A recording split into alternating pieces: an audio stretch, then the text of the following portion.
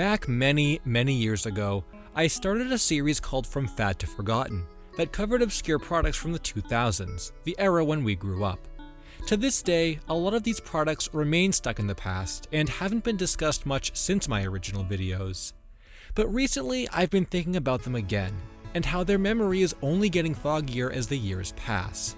And feeling nostalgic today, I wanted to revisit these products, as well as discuss a couple new ones too, in the revival of the series. What's even more fascinating to me looking at these toys from a modern standpoint is not just the fact that they're so old and are connected to our youth, but also the fact that we don't even see toys quite like this anymore, with how far technology and interests have changed over the years. So with that said, let's step back into the past and remember back to when we were growing up.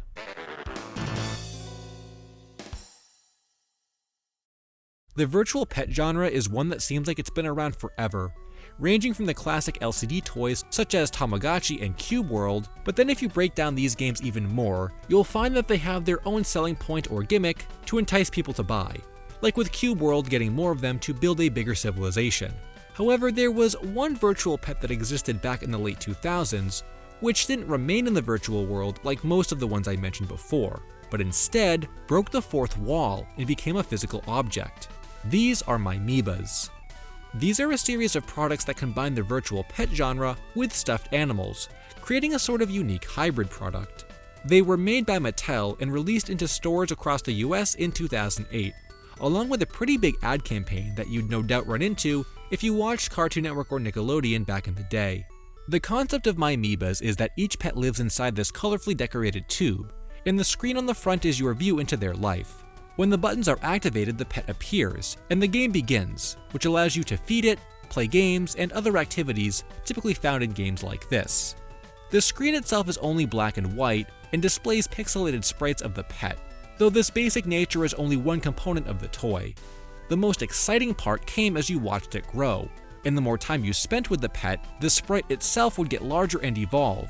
Eventually the storyline was your pet would grow so large that it couldn't live in the tube anymore, and by pulling the screen upward, it pops out a little plush toy of the pet you spent time raising. It even had a little plastic clip attached to it, so you could put it onto things and take it with you wherever you went. But the fun didn't end there, as there was a level of collectability added to the series as well. Each tube came in 6 different colors, representing a different attribute, and each tube had the possibility of containing one of 10 different designs. This means that in total, the series contained 60 different plushes for you to collect, and that's a lot of virtual pets to take care of. But for as much fun as this sounds to a kid who wants more of a physical representation of the pet they spent time raising, the line only lasted a single year and was discontinued in 2009, according to Mattel's website. That's pretty surprising to find out, as I always thought the line did really well, considering the bevy of TV commercials I always saw and seeing them in the stores. While I definitely knew these existed back in the day, it was actually my sister who bought one and really got me to learn what they were all about. I remember the first thing she tried to do was open the top and get the plush out, which isn't possible until you've grown the pet by playing the games. The top is really sealed shut, so I'm kinda surprised they didn't add a hidden unlock button somewhere on the tube. But I'm guessing this probably was a common issue with kids who didn't want to spend time playing the games. And the games themselves weren't anything too special.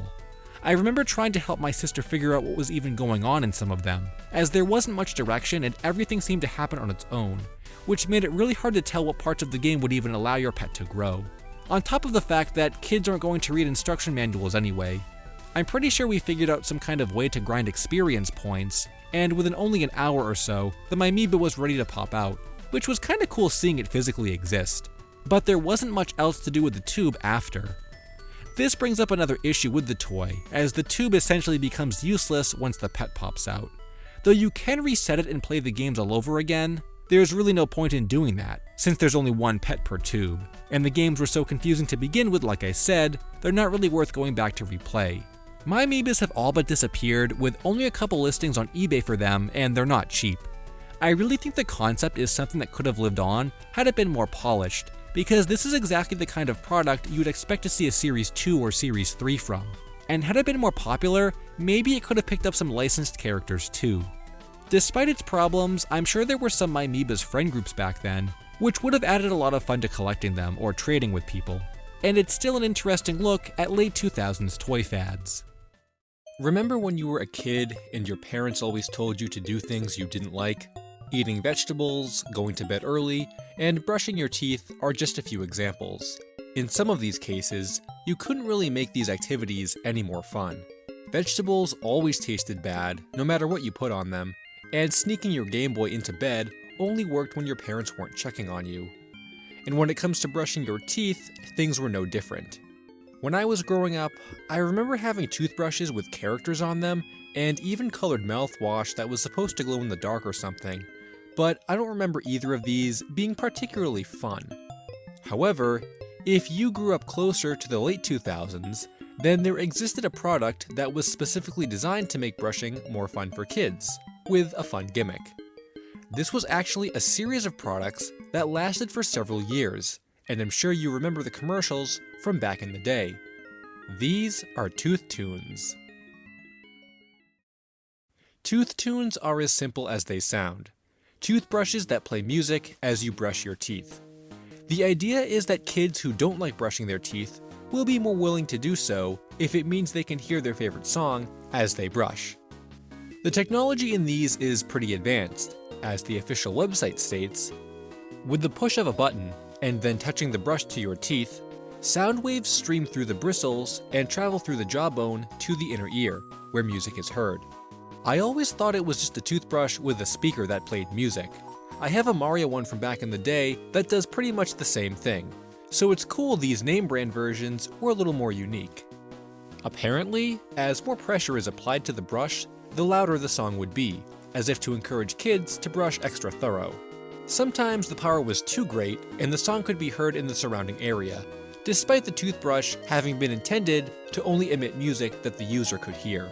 But now that you're completely sold on the concept of tooth tunes and will without a doubt brush your teeth twice a day, what kinds of music could you treat your ears to? Just like the gimmicky concept of this product in general, most of the music that was chosen to be used were mainstream pop tunes of the late 2000s.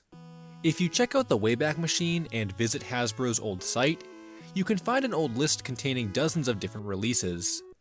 These range from Jonas Brothers to Hannah Montana, Black Eyed Peas, and the Cheetah Girls, but it appears as though the entire list wasn't saved.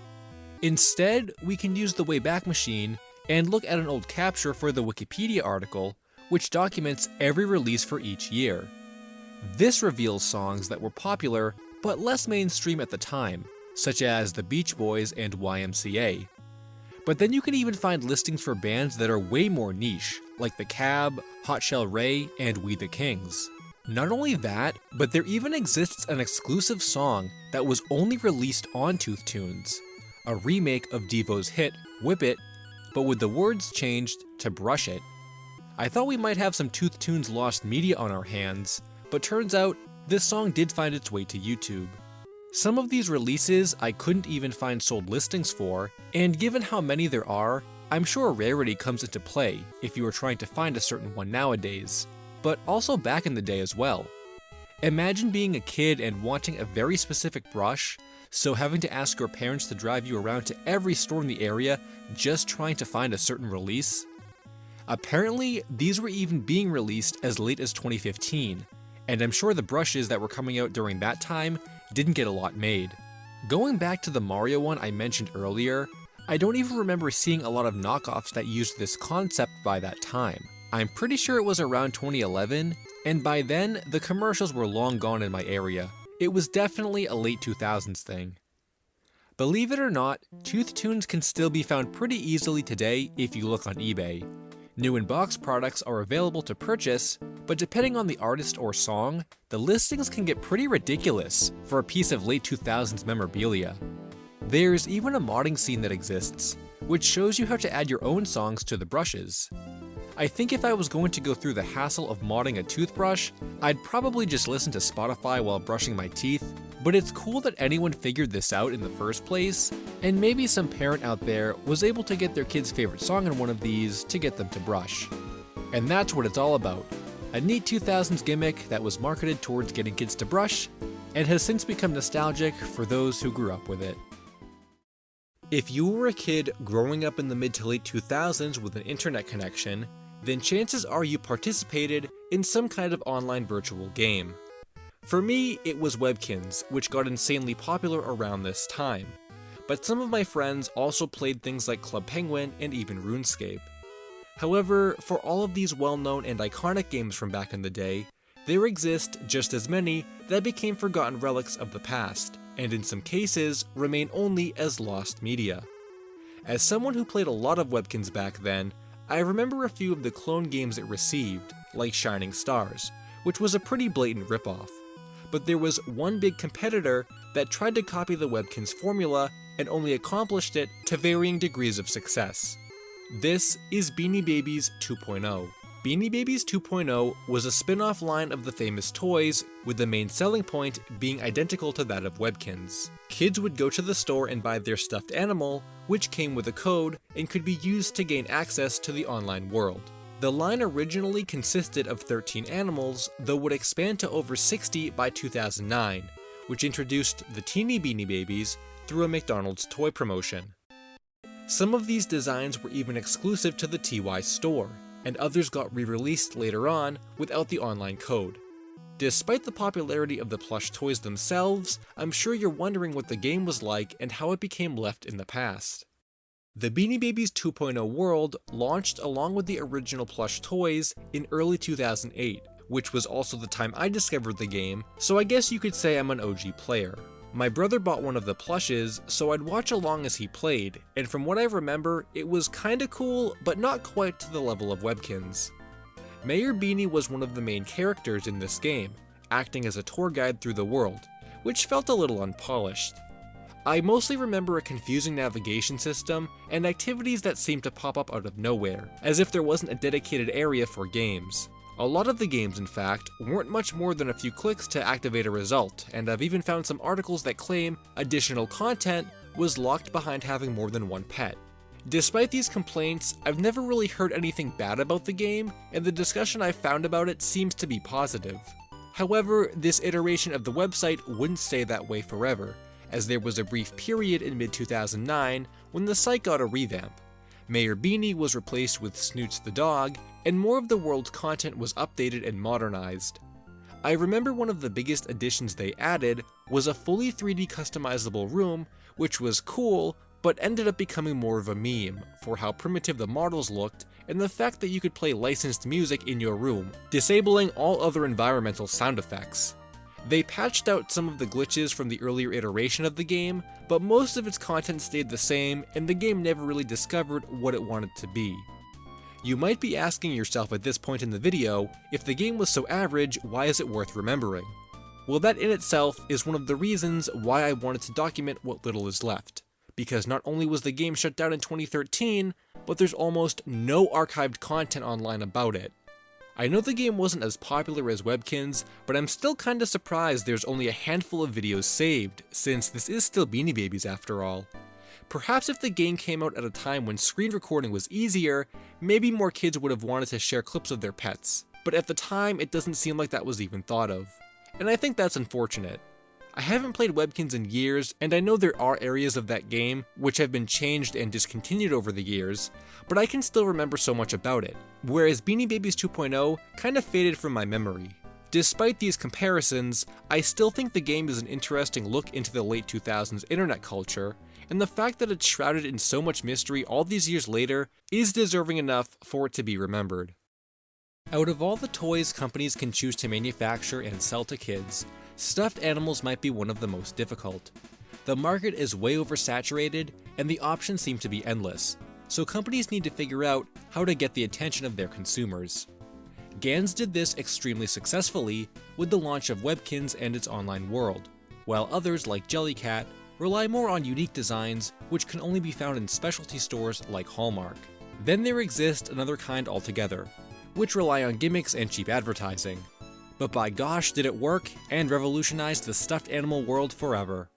If you grew up in the late 2000s, chances are you had at least one of these guys, the Pillow Pets. Pillow Pets, as their name implies, are stuffed animals that appear as an upright plush toy made for playing with, but can then be converted into a flat pillow to sleep on by undoing the Velcro strap holding them upright. Its form meets function with a flawless design. though the concept didn't catch on right away, and the origin story of these stuffed animals is pretty interesting.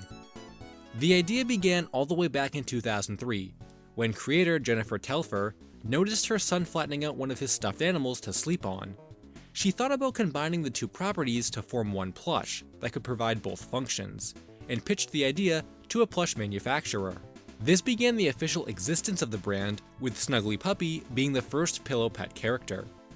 They went on sale during the Christmas season at mall kiosks, but actually failed to sell, with Jennifer stating most parents didn't know the plush could fold down into a pillow. Thankfully, that wasn't the end, as they sold better during the post-Christmas season and expanded to include 6 different animal types over the next few years. However, it was in the late 2000s when the brand really exploded and caught mainstream attention through a series of TV ads that played on channels like Nickelodeon and Cartoon Network. This is also where their catchy slogan, "It's a pillow, it's a pet, it's a pillow pet," originated from. While I definitely remember seeing the commercials on TV at the time, I was heading into high school and didn't really see the appeal or need to get one, but that didn't stop my siblings and friends.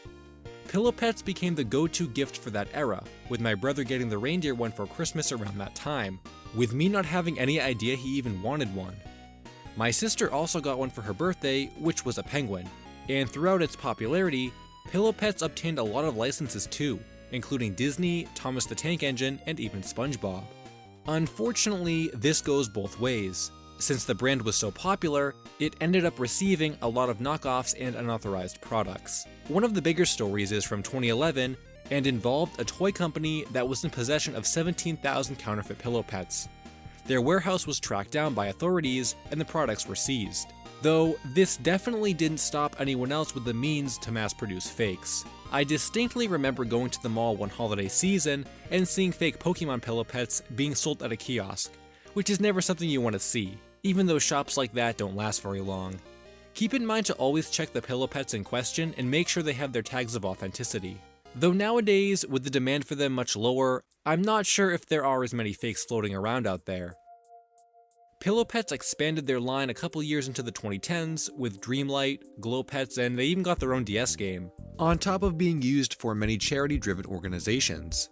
This includes thousands of pillow pets being donated to children's hospitals and money raised for various relief efforts. To this day, the main brand continues to be produced. There's even an official website you can visit and purchase from, with new and exclusive styles, including scented pillow pets too, which definitely didn't exist in the early 2010s. While I don't think they'll ever be as popular as they once were, it's really cool to see that they're still going all these years later. A lot of the viewers out there might remember this topic more from the McDonald's toy promotions it had, and not even the actual retail product itself. Back during this decade, it wasn't uncommon for fast food chains to partner with trendy toy companies and release a more basic, simplified version of the retail product, sort of like an advertisement for the real thing. While McDonald's didn't exclusively do this kind of thing with electronic or virtual toys, it was most commonly seen with this kind of stuff. And I'm guessing this was probably done intentionally, as an entry point for kids to be introduced to a product cheaply, and then getting their parents to invest in the real one for a birthday or Christmas gift. Personally, in most of these cases, my parents would never end up buying me the real deal, so I would go my entire childhood with the cheap McDonald's version. But it's in this practice where some of these toys have maybe stuck with me more than if I had just had the real thing in the first place. Because after all of these years, I have still not forgotten about that toy IZ, or Is, an electronic toy whose fun was based around music, released by the company Zizzle in 2005. Now, even if you never had one of these growing up, or even had the McDonald's toys like I mentioned earlier, you probably have seen them in passing before, as their iconic large eyes and alien-like appearance were very memorable back in the day. The commercial for the toy plays heavily into this music concept, and sees the figure leaving with security from a limo, which is where its action feature comes into play. In essence, the figure came built in with music and beats that were played through its speakers, and the player could interact with this in two different ways.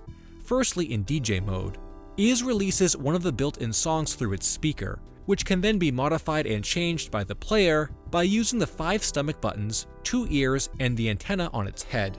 All of these same buttons and tools can be used for the second mode as well, which is called Play mode, and allows users to create their own music by layering and changing the audio outputs of the creature with the same method.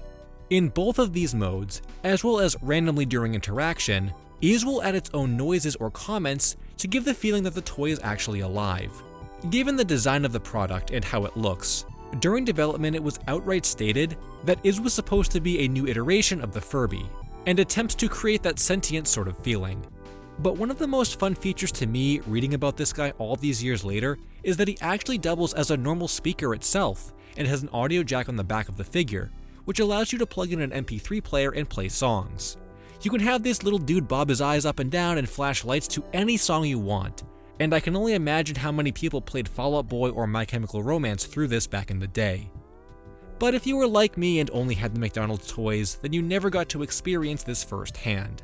And these toys came out 1 year later in 2006, much more limited in their functionality, which included being able to light up or play a small tune. FrameRaider actually covered this set in a video of his own, and detailed that the entire US set encompassed 18 variant figures, and that each McDonald's location would only have 6 of these 18. They were divided up into subsets by name. So basically, you had to visit more than one location if you wanted to collect every single one of them. And while none of the McDonald's toys actually surpassed their retail counterparts in terms of performance, some of the fast food toys themselves were way better than others. The ones I had growing up literally just lit up by pressing the front button, and that was it. But there were others that played songs and lit up, and even more advanced ones which could be altered by twisting the ear and overlaying sound effects just like the real deal. But it seems like even with how advanced these toys were and with its globe-spanning promotion, it wasn't enough to keep the line going for much longer, as FrameRaider recalled having difficulty finding the retail products following the McDonald's promotion. And it could be for this reason that the retail toys are not as abundant as some other forgotten toys from this era. On the secondhand market, boxed versions seem to be quite rare, and most of the sold listings for them are either for parts only, or the plastic has yellowed in some areas and they don't look that good.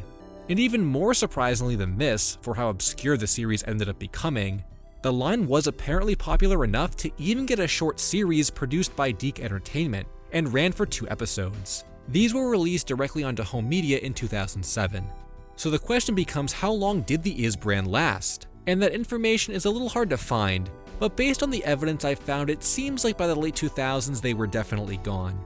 In fact, most of the videos on YouTube just showing demonstrations of them are from many, many years ago, further exemplifying just how far into obscurity they fell.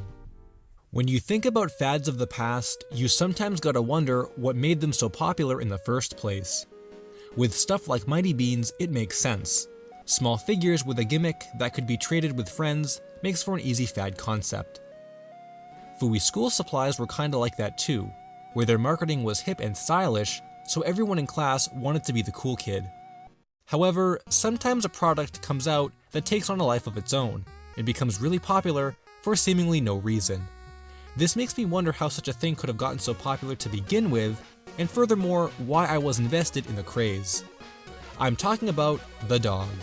If you grew up in the early 2000s, I'm sure you recognize these right away, but if not, it might seem a little confusing. The dog is a product line from a company called Artlist Collection, which uses photographs of dogs and prints them onto a variety of merchandise. Its main gimmick is that the photos are taken using a fisheye lens filter, adding a more unique vibe to its look. The series began in Japan of all places during the year 2000, with a product line focusing only on postcards and calendars, though these items are really popular in Japan. Originally, only dogs were used as subjects in the photos, but as its popularity grew, other animals were introduced, including cats, pigs, and rabbits. Following the series' growth over the next couple years, 4Kids Entertainment, who was localizing a lot of Japanese content at the time, caught wind of it and bought the international rights. This is most likely the time period when us kids had become familiar with the dog, as 4Kids wasted no time popularizing the brand in the US. Though interestingly, it wasn't with postcards or calendars, but with plush toys. These were released in many different sets and sizes across toy stores in the US, along with an advertising campaign to really drive the point home. I really think this was the main attraction when it came to the dog, as kids in its age demographic love stuffed animals, and everyone loves pets in general. Actually, these retail plushes weren't too interesting to me. It was instead the McDonald's promotion that ran in 2004 which caught my attention, as well as my classmates. McDonald's released a mini plush set, which in true fashion, could only be obtained from Happy Meals. There were a large variety of different dogs to collect, which of course meant kids were going to bring them to school and trade with their friends. We pretty much had the dog adoption center in our classroom, with how many kids were into this, and while I had a few plushes I had gotten from McDonald's myself, I never had any extras to trade. This promotion was so popular, it came back the following year with plushes of the cat too. Aside from these toys, there were items similar to the Japanese originals that got released, like tote bags and school folders. I had a couple of the school folders too, but once I left elementary school, the fad seemed to die out. The dog brand continued to exist throughout the late 2000s and got a couple of video games, but I don't believe it ever had another McDonald's promotion, and I can't even recall seeing products with other animals besides the cat. It seems like one of those fads that ends up going away once the age demographic it was aimed towards grows up. I tried looking to see if there was any kind of TV show or cartoon in existence, but I couldn't find anything, so I don't think there was even one attempted. This is kind of surprising since I think the show itself could have outlived the toys had one existed, but I guess 4Kids just wanted the guaranteed success without investing too much money into other media opportunities. Looking back, I can understand why this got so popular. The animals are cute looking and the style is definitely unique, but it's weird for me to think the concept got so popular. There were, and have been, a lot of gimmicky animal series and products that have existed since the dog, so it's hard for me to wrap my head around why this one in particular won against all the others in an oversaturated market. The dog brand does still exist and has an active website. Apparently they're still releasing calendars and even have a character list for dogs and cats. It's kinda cool to see the brand didn't go completely under, and maybe if they capitalize on new fat animals like sloths and llamas, the dog could make a comeback. While I still don't know why I was interested in this as a kid, I still think it's a fun fad and one of those important pieces of 2000s culture. Think back to when you were in elementary and middle school. What kinds of supplies did you have for the classroom? Sure, there were mini pencil sharpeners, bendy rulers, and maybe some scented markers, but I'm talking about the really fun stuff. For me, pen cap skateboards were really popular, as it was common for kids to break these plastic pieces off to use for fun, as well as collecting and trading those little colored pencil grips, especially the glittery ones. Though these items are pretty nostalgic to 2000s kids, I would argue neither of them is very iconic on their own, and they didn't really outlive their existence within the classroom. It takes a special kind of supplies for that, and one that to this day is still nostalgic to the kids who grew up with them. Behold, Fooey. Fooey itself refers to a brand of school supplies first released in the mid-2000s under its parent company, Stanford. Documentation is very scarce, though as far as I can tell, the line began with a series of markers around 2005. The line would expand over the years to include standard supplies like pencils and pens, but also some products with gimmicks, like mix and match markers. The lava lamp pencil sharpeners also became an icon of the classroom, but these products are just the tip of the iceberg. The main attraction that Fooey offered, and by far what became the defining point of this line, were the eraser heads. When my brother, Foolish Connor, first mentioned these to me as something nostalgic he grew up with, I didn't really remember them at all. These are eraser caps which were sculpted to look like the Fooey mascot's head, and were sold in packs just like their other products. They came in a variety of different colors and sizes, but that was about it. There was no other gimmick to them. However, it's clear I was the one out of the loop here, as they seemed to grow in popularity after my time in elementary school, and to the kids who experienced these firsthand, they know. It's not that the erasers needed a gimmick to be popular, but rather it's the fact they existed in the classroom. You know how toys were constantly banned for causing distractions? Well, in a way, these erasers became the replacement to that. My brother would tell me stories about how all of his friends had these, and they'd use them like characters going on adventures around the classroom. The shape of the eraser being that of the Fooey monkey gave more life to the item compared to a normal eraser cap, but since they could still be used as normal erasers, no one could put a ban on them. They seemed like a whole lot of fun, and that's only one part of their popularity. The other is that of their collectability. It goes without saying that for the variety of sizes and colors these came in, kids would always be trying to build up their collections and trade with each other. What's more is that teachers even seem to be in favor of this phenomenon, with many using them as prizes and special rewards that their students treasure and work towards. It's so cool seeing something as simple as an eraser gain so much attention. However, just like all fads, it's going to become forgotten eventually. When the 2000s came to an end and the generation that grew up with them moved on, Fooey seemed to go out of style. There is not a whole lot of documentation on what happened to them, but the most I can find is that another Stanford brand, Papermate, seemed to have absorbed the entirety of Fooey and began re-releasing their old products and generic packaging without the old logos. Nowadays, you can't find any of these erasers for sale, and Fooey products in general are pretty hard to find. I can't even find packaging or release info for some of them. But what might be the most interesting of all, that really surprised me, is the Fooey culture that still exists in the late 2000s bubble. I tried looking anywhere I could for better documentation on these, and accidentally came upon YouTube videos from 11, 12, and even 13 years ago of kids playing with Fooey erasers in school. The quality of these videos is pretty bad, and I can't even figure out what's supposed to be going on in most of them. But despite that, I still get a sense of nostalgia for that time in my life. Hanging out with friends, goofing around over some fad toy that we all got so caught up in as kids. I particularly like this video of a kid making a short movie at his kitchen table. You can even see his books laying around as if he's supposed to be doing his homework, but got distracted by his movie idea with the Fooey. Even though I didn't really live the Fooey fad, I'm still hit by the nostalgia it represents from over a decade ago. What were some of the most popular toys from your childhood? Growing up in my generation, we got some pretty cool stuff, like Yu-Gi-Oh cards, the Game Boy Advance, and even Webkins.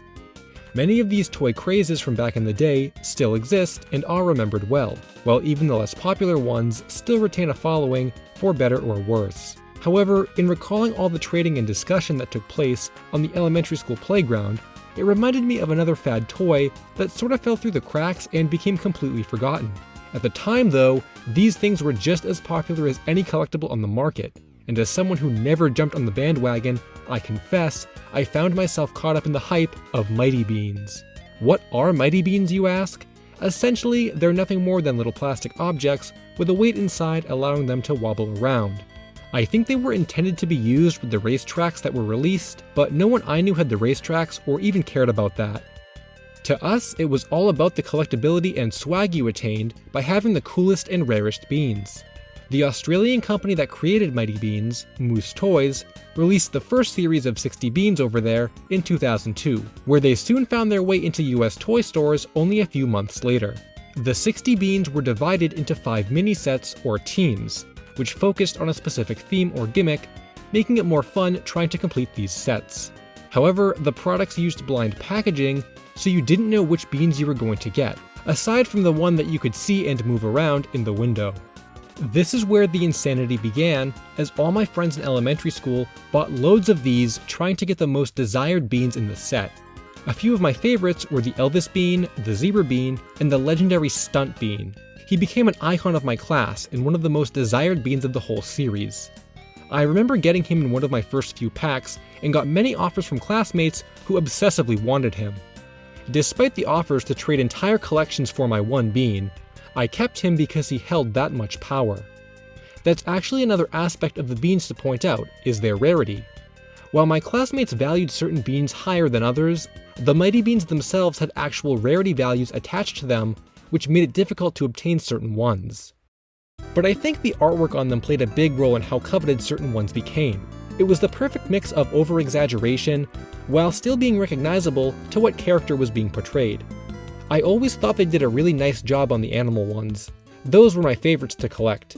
While I had a lot of cool animal ones, I unfortunately never got the god of all animal Mighty Beans, or rather, the god of all Mighty Beans themselves, the Mighty Moose Bean. This was by far the rarest and most desired bean, not only to my class, but also in the Mighty Beans hierarchy. It was based on Moose Toys, the company that created these, as I mentioned earlier. Believe it or not, I knew a kid that legit had 3 of these in his collection, and he would constantly bring them to class just to show them off. Back in the day, these were highly valued, and I'm sure he paid a lot of money for them, wherever he got them from. Nowadays, they retain some value, but it doesn't seem like people are even buying this one, which leads back to the point of the video. Mighty Beans fell pretty hard over the years as more were released. Series 2 came out the following year in 2003, and retained a lot of its popularity with some notable character additions including the Ninja, Raptor, and Unicorn beans. Series 3 followed shortly after and changed the groupings to be pairs, rather than sets of 5, and also added rare color changing beans.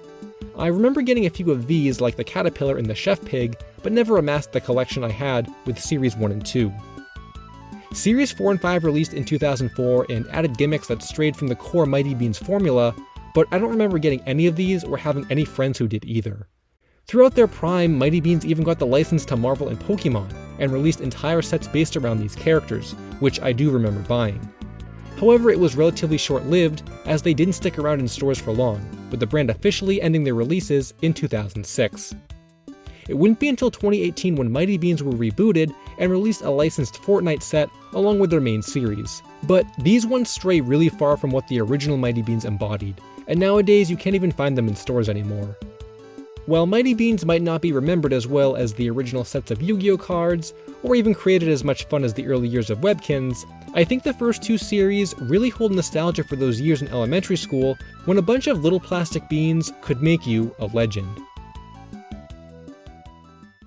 Growing up in the early and mid-2000s gave us kids a lot of creative food products that aren't around anymore. Twistables fruit snacks in their variety of flavors, Yogo's yogurt bites which included a plastic dispenser, and even that grossly colored Grinch ketchup which I used frequently back then.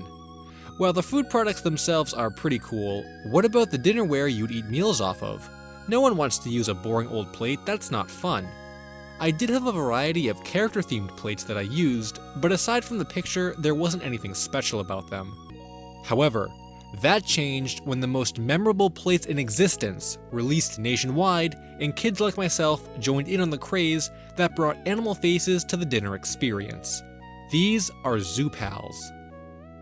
Zoo Pals are a line of paper plates which combine the concept of animal faces and a unique shape for an incredibly fun dining experience. Every plate features a cartoony animal design in bright bold colors, and breaks the sections of the plate down into threes. The larger areas are used to hold bigger food items, while the smaller ones are mostly reserved for sides or condiments. But what makes these even cooler is how there were a variety of different plate arrangements for each animal. Some designs used the smaller sections as ear placement, while others placed them at the bottom for legs. Rarer plates were even turned on their side for fins and tails, making this a really creative idea. According to archives, Zoo Pals first released in 2003 by the Hefty brand, who makes a variety of disposable dinnerware, but are probably best known for their trash bags. These plates saw a nationwide release across grocery stores here in the US, and even got their own ad campaign, complete with a catchy song. I remember this ad playing a lot, and it was probably where I first learned about them. This made it really fun buying all of the different sets and seeing all of the different animals in each one. I gotta tell you, just picking out which one you wanted to use was a great time. I even remember pulling out a couple of my favorite designs, the whale and the penguin, to hang on my wall. However, the number of each animal in the packages seemed random, so you had to decide which ones you wanted to save and which ones you wanted to use and throw away. It really goes without saying that these were a big hit, and as expected, the Zoo Pals universe would soon expand. In the following years of its popularity, the main series of plates would release new animals, including the Baby series, which featured a couple baby animals along with the larger one on each plate. Cups, bowls, and utensils were also released, and used many of the classic designs from the plates. Zoo Pals even acquired the Arthur license and released a set based on characters from the TV show. Though as far as I can tell, this was the only licensed set that exists, and I can't even remember seeing it in stores. In fact, I only vaguely remember the cups and can't recall the dishes or utensils at all. As the 2000s neared its end, so did the popularity of the Zoo Pals brand, and according to archives, production largely ended around 2007, and by 2010, they were completely gone. I think a lot of its decline is to blame on the knockoffs that popped up in grocery stores and dollar stores as time went on, which were marketed to be cheaper and more budget than the name brand. There are lots of sealed sets on eBay for nostalgic or dining purposes. It's still a little sad that these were discontinued and haven't seen a return in any form since. Is how the story would have ended if it wasn't for an unexpected revival that Hefty headed back in 2023. A couple years ago, Sewer Reviewer informed me that Hefty had announced on social media that they would be bringing back the much-loved animal plates, and around a year later, I actually did spot a display in the store. I know back in the old days, they had released different themed sets containing different animals, but currently I'm not sure if there are any differences to the sets available, or if there are any rare or discontinued animals from the old days that have not been brought back.